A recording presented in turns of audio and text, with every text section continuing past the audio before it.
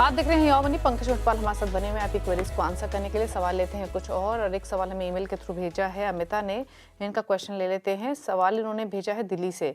SIP चल रही है इनकी 1.25 लाख रुपए की और अक्टूबर से ही इन्होंने इन्वेस्टमेंट्स की शुरुआत की है। न्यूली पोर्टफोलियो क्रिएट किया है। 20 ईयर्स का होराइजन है। कितना कॉर्पस इकट्ठा हो पाएगा जानना चाहते हैं। साथ ही फंड सिलेक्शन कैसा है इस पर भी राय चाहिए। Edelweiss Nifty large mid cap में 25,000 ईच डाल रही हैं। पराग पारिक फ्लेक्सी कैप, बंधन निफ्टी 50 इंडेक्स, एसबीआई कॉन्ट्रा में 15,000 डाल रही हैं। सैमको मल्टी कैप में और मोतीलाल ओसवाल स्मॉल कैप में 10,000। बताइए क्या सजेशन इनके लिए।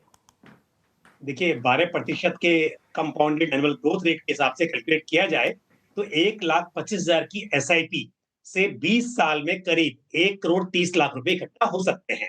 और यदि वहीं ये स्टेप अप कर ले 10% से हर साल, तो उसी 20 साल में करीब 4,65,00,000 रुपए इकट्ठा हो सकते हैं। तो एक राय ये है कि यहाँ पर स्टेप अप जरूर करना चाहिए, लंबी अवधि में इसका फायदा होगा।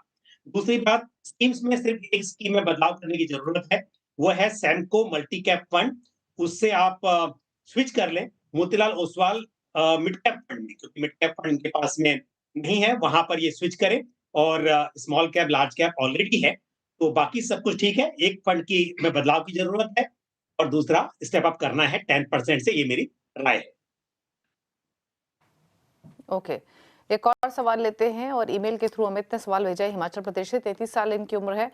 5,000 की मंथली एसआईपी है। पोर्टफोलियो की वैल्यू है 51,000। रिटायरमेंट के लिए निवेश कर रहे हैं, तो मान के चलें कि 20-25 साल का होराइजन तो ये लेकर चलेंगे ही।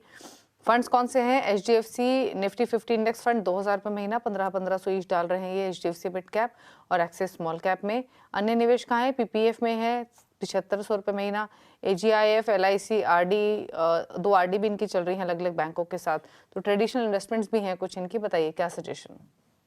देखिए इनके जो गोल्स हैं उस हिसाब से जो इन्वेस्टमेंट हो रहा है वो सही नहीं है, क्योंकि एजुकेशन में हम जानते हैं कि 10% से ज्यादा का इन्फ्लेशन रहता है और जो रिटर्न्स इनको मिल रहे हैं या आरडी पर या पोस्ट ऑफिस स्कीम्स या फिर एलआईसी की पॉलिसी, यहाँ पर आप 6% के आसपास या 7% के आसपास रिटर्न एक्सपेक्ट करते हैं। तो ऐसे में जरूरत यह है कि जो म्यूचुअल फंड्स में इन्वेस्ट कर रहे हैं वहां पर अमाउंट बढ़ाया जाए। स्कीम तीनों सही है, तीनों स्कीम में आप एसआईपी का अमाउंट बढ़ाइए।